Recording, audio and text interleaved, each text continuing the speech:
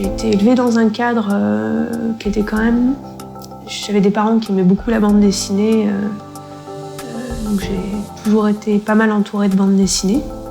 Et c'est un peu par hasard, j'ai tenté des concours d'école de dessin animé, qui s'appelle l'EMCA, que j'ai tenté aussi. Puis il y avait une autre école à côté qui était les Beaux-Arts d'Angoulême, qui a une grosse option de bande dessinée. Angoulême, c'est à côté de Bordeaux.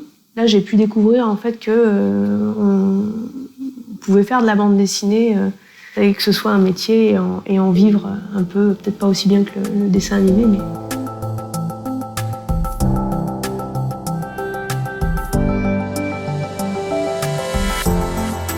Est-ce que habiter Angoulême a une influence sur ce que je fais?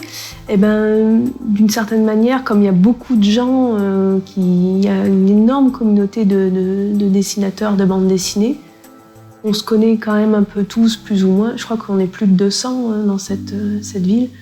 Et j'ai entendu il n'y a pas longtemps des gens qui venaient d'une autre ville en France qui disaient « Ah, ça c'est un style Angoulême ».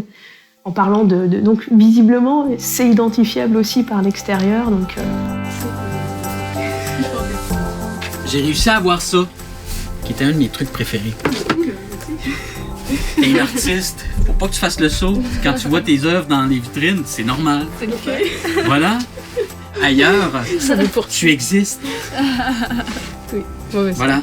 C'était drôle. Faut pas s'arrêter là. On en veut d'autres. On est venu en résidence ici pour travailler sur la suite d'un album qui s'appelle La Renarde. Donc, je sais pas comment on va l'appeler encore, la Renarde ou la Renarde 2, je sais pas. Et du coup, c'est un projet de strip, donc c'est des petites bandes dessinées très courtes en 6 cases où c'est des gags avec des personnages animaliers. Le principe de base, c'est une renarde qui fait chier tout le monde dans la forêt, dans la ferme.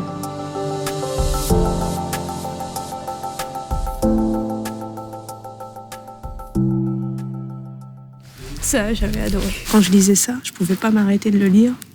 Je suis quelqu'un qui aime bien me coucher à minuit et que je suis assez psychorigide là-dessus. Et là, à 4h du mat', je pouvais plus m'arrêter. Et j'aime bien cette façon hyper intense de raconter, puis de passer de choses super sérieuses à des moments hyper...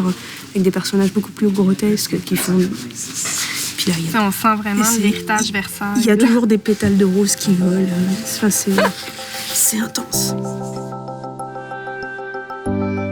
Donc on travaille ensemble avec Sébastien, qui est aussi mon conjoint. On vit ensemble et on travaille ensemble. Moi, sur ce projet, je suis principalement le scénariste et le coloriste aussi. Officiellement, moi, je m'occupe de la partie dessin sur ce projet.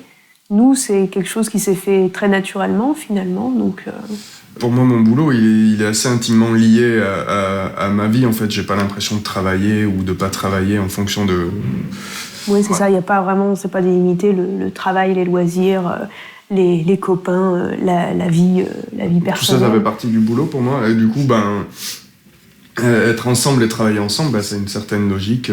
L'inconvénient, c'est que quand on galère sur le boulot, quand le boulot rame, voilà, ça peut nous mettre en tension aussi, assez fort, quoi. C'est peut-être notre seul gros sujet de tension.